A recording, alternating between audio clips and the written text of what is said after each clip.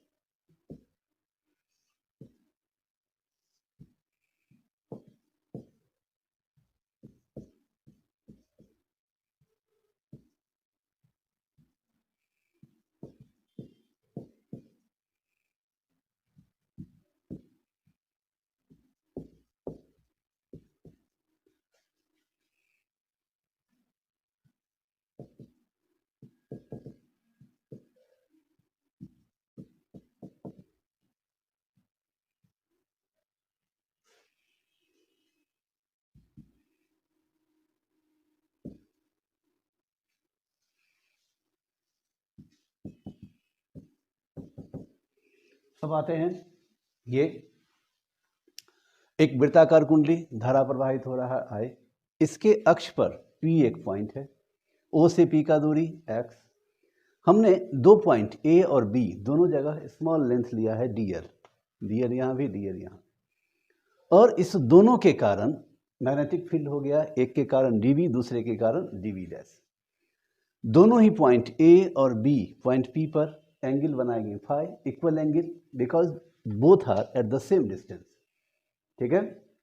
अब DB का resolution हुआ, एक कंपोनेंट DB cos फाई, दूसरा हो गया DB sin फाई, फिर DB' का रिजोल्यूशन होगा DB' cos phi, DB' sin phi. ठीक है। तो चलते हैं, अब निकालना शुरू करेंगे। यहाँ देखिए, दो राइट एंगल ट्रायंगल बन रहा है, एक AOP, दूसरा BOP। AP और BP दोनों क्या है? हाइपोटेन्यूज है। तो H² बराबर क्या होगा? P² plus B², X² plus A²। ठीक है, दोनों सेम होगा। यहाँ से हम शुरू करेंगे, AP² = BP², X² plus A²। बिंदु P पर DB μ0/4π I D L sine theta by AP²। Here theta = 90 degree. ठीक है, कुंडली का हर पॉइंट P पर लंबवत होगा। DB = μ0/4π I D L sine 90y X square plus A square, A P square का value X square plus A square, D we equal to mu naught by 4 pi I D L by X square plus A square. Equation first एक निकल गया D we, ठीक है। अब दूसरे B के कारण डी वी डैश, इसी तरह also d v dash equal to mu naught by 4 pi I D l sine theta by b p square, D v dash sorry here theta equal to 90 degree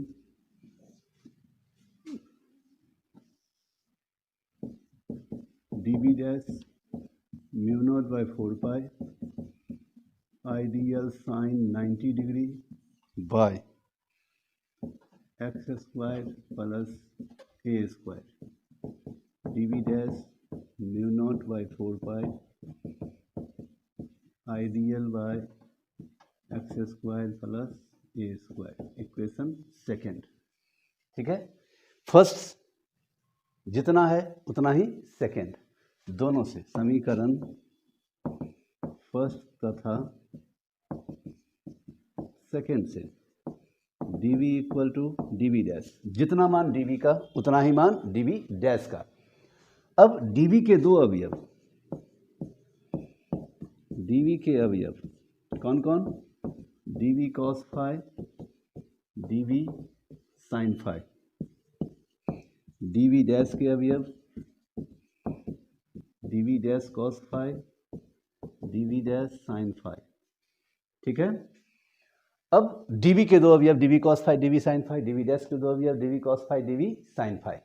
अब dv cos phi, dv sin phi, dv dash cos phi, दोनों का magnitude same, परिमाण समान है, दिशा विपरीत है, इसीलिए since dv cos phi dv dash cos phi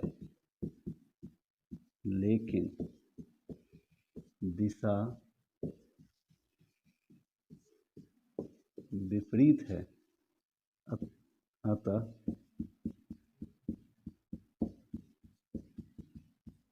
परिणामी मान शून्य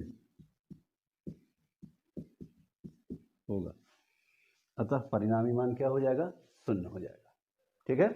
वेरी सिंपल, नोट कीजिए आगे। dv sin phi equal to dv dash sin phi, लेकिन दिशा समान है, अतः परिणामी dv sin phi plus dv dash sin phi, ठीक है। अब क्या है कि dv sin phi and dv dash sin phi दोनों का मान समान, दिशा भी समान, इसीलिए परिणामी क्या हो जाएगा, सम के बराबर, योगफल के बराबर। अब परिणामी dv equal to dv sin phi plus dv sin phi, क्यों, because dv equal to dv dash, ठीक है। तो ये हो गया dv बराबर 2dv sin phi, equation third, ठीक है। अब dv बराबर 2dv sin फाई, लेकिन यहाँ क्या है इंटीग्रेशन के रूल के हिसाब से आप किसी भी कंपोनेंट का सिंगल कंपोनेंट ले सकते हैं। इंटीग्रेशन में सिंगल कंपोनेंट यूज होता है, लेकिन हमने यहाँ दो दो कंपोनेंट लिया, ठीक है। तो अब हम यहाँ क्या करेंगे, एक को हटाएंगे, यहाँ लिखेंगे नोट, इंटीग्रेशन रूल के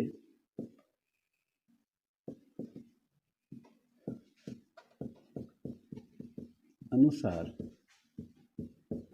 केवल एक dl मान्य होगा,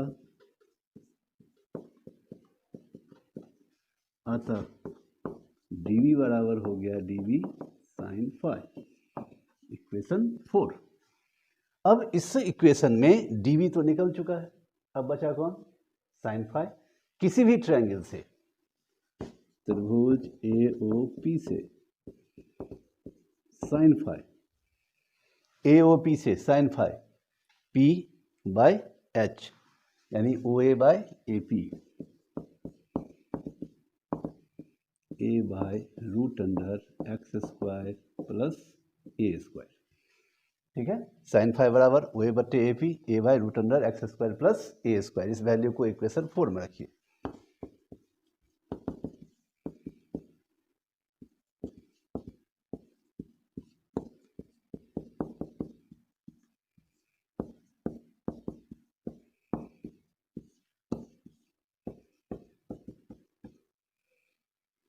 dv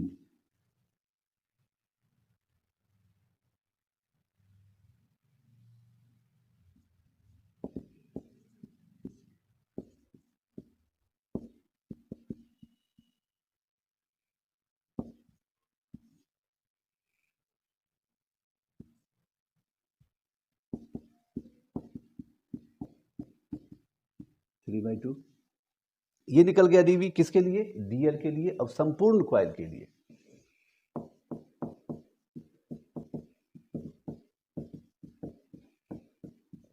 इसको इंटीग्रेट करेंगे,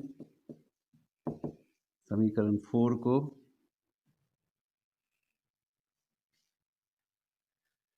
समीकरण 4 ये होगा,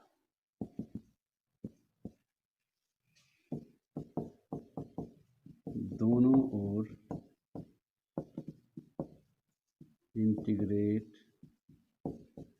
करने पर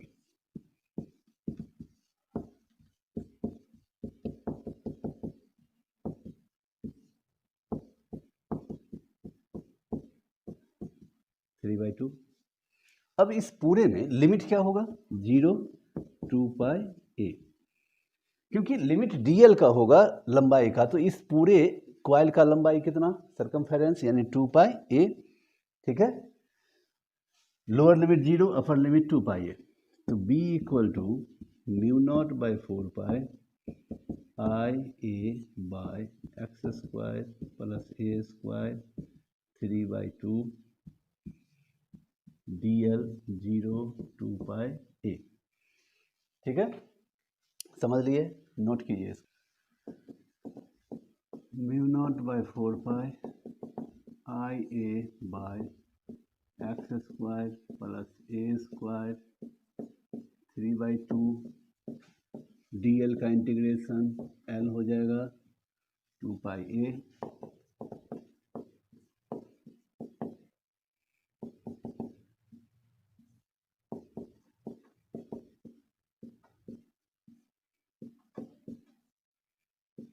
into 2 pi a minus 0, upper minus lower, ये सब जानते हैं आप, बहुत हो चुका है ये सब। b equal to mu naught by 4 pi 2 pi a 2 pi I a square by x square plus A square 3 by 2। आप इसको इससे काट भी सकते हैं, नहीं भी काट सकते हैं।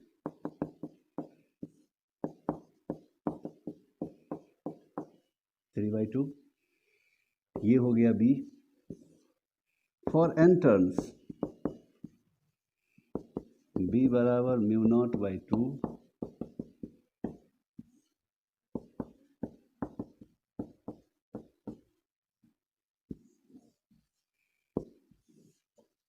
ये हो गया आपका फाइनल फॉर्मूला। ठीक है, नोट कीजिए इसको।